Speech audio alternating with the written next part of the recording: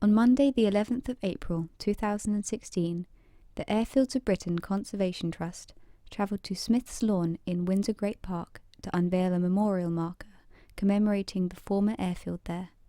ABCT were honoured on this occasion to have His Royal Highness the Duke of Edinburgh perform the unveiling. The event was attended by members of the public, the staff of Windsor Great Park and the Guards Polo Club, and special guests who accompanied a group from Maidenhead ATC.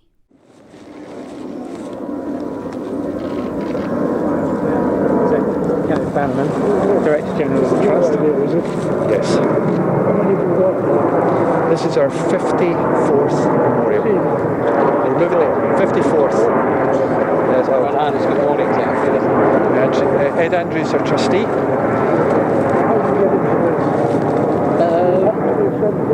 No, not at all. No, we're phoned him up. Where I work, I'm working on an airfield, and phoned him up. Stockbroker Stuart Light. You're a trustee? I'm not a trustee, no. I'm a good friend of Kenneth, known him for a long time. Office Manager Alison Kerr. And Research Assistant John Groves. You found it, Found it. Good. Just, Don't tell me you flew from here, did you? No. Did any of you fly from here? No. Yeah, but the members of the Windsor Association. Ah. if I may just say, sir, this gentleman here, Mr. Garrett, actually did fly from Smith's Lawn. What were you doing? I was with the operating called ATA, and I used to bring a rather large aeroplane called the Vickers Warwick in and out of here. It weighed 20 tons, and we wondered if it was severely denting your beautiful lawn. It wasn't a lawn, don't be silly. But it looked so beautiful, and had such a lovely name for an airfield. No, so if you'd like to, I'll just give a very quick speech, and then if you could just please unveil the memorial. Thank you.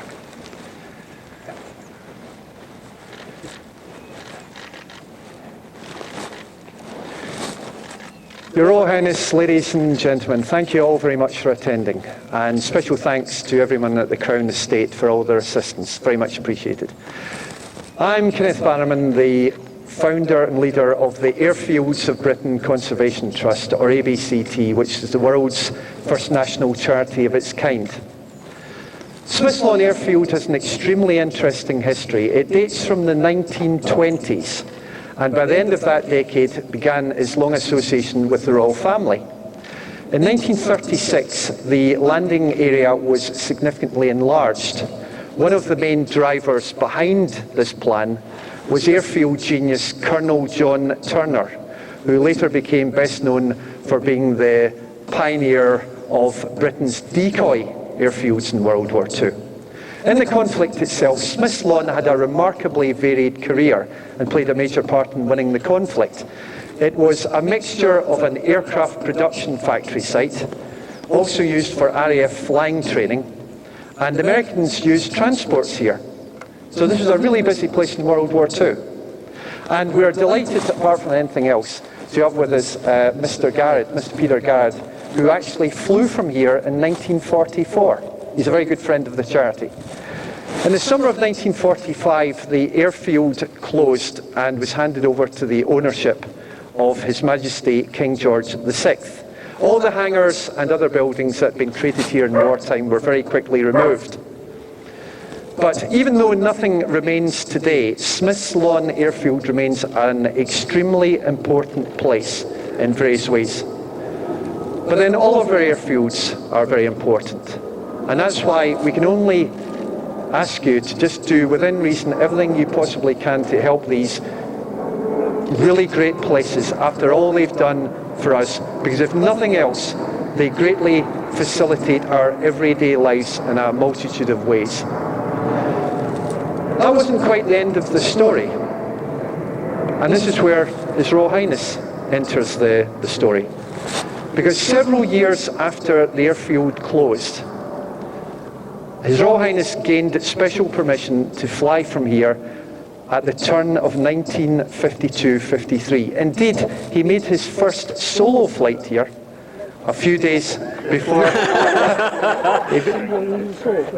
A few. This was I gathered you made your first solo flight here. It was like orphans. Oh, right. Right, well, just that shows you the history books just can't always be relied upon, yes. But certainly we can, I hope anyhow, safely say that His Royal Highness did fly from here for a little while anyhow. So therefore it is fair to say that this place has played a significant part in his life, just as all of our airfields have played a major part in all of ours. We just cannot afford to lose these places. Therefore, it's with very great pleasure that His Royal Highness is now able to unveil what is now ABCT's 54th memorial, hundreds more to come, to yet another of Britain's top physical assets, in this case, Smith's Lawn Airfield. Thank you very much.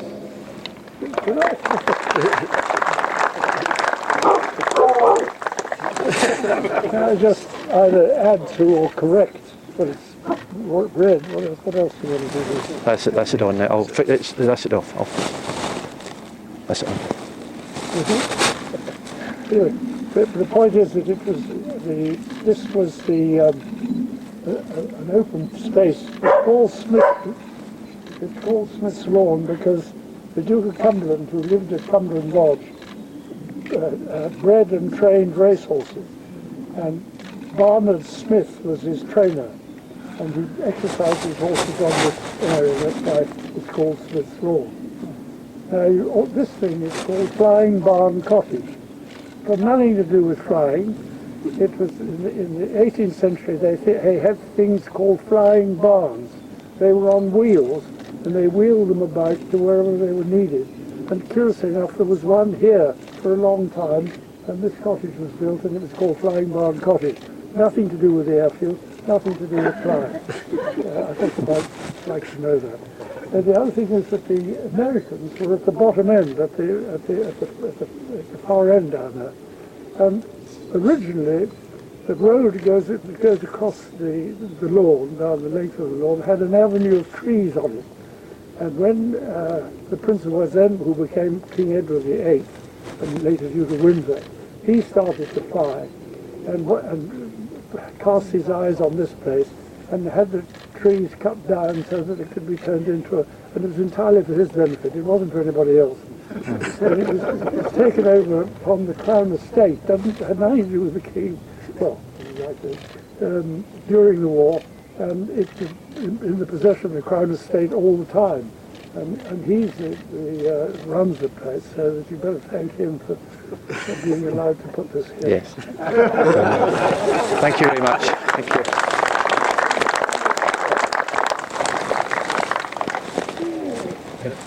I'll give you a little hand. That's it. There.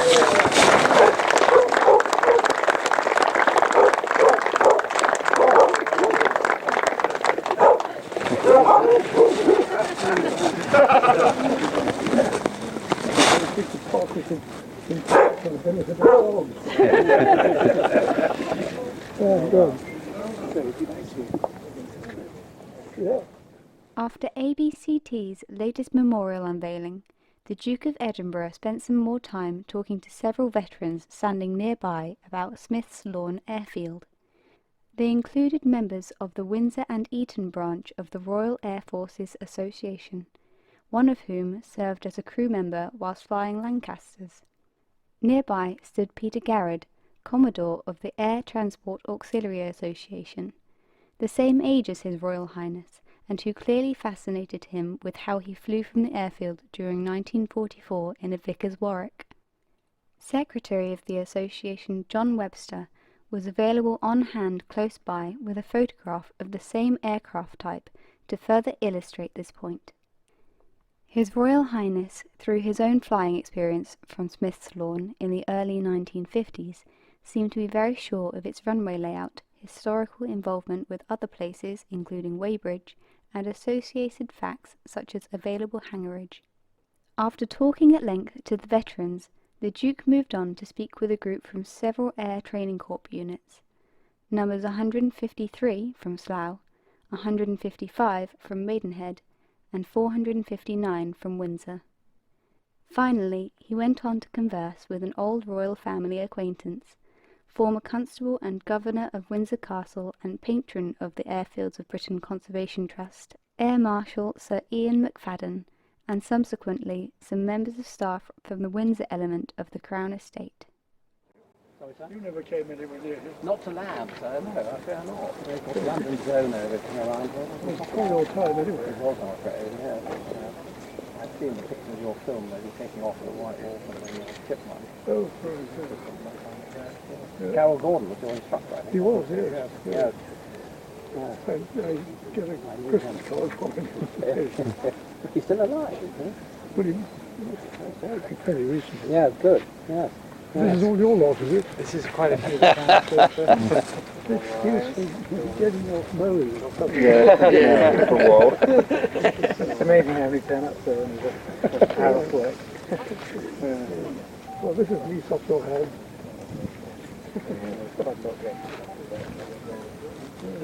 Very, very smart. That's very kind. I think you've all been working very hard for it. Thank you for coming. Well, thank you very much, sir, for your time. Thank you very much. Well, good luck. I hope. Thank you. Yeah.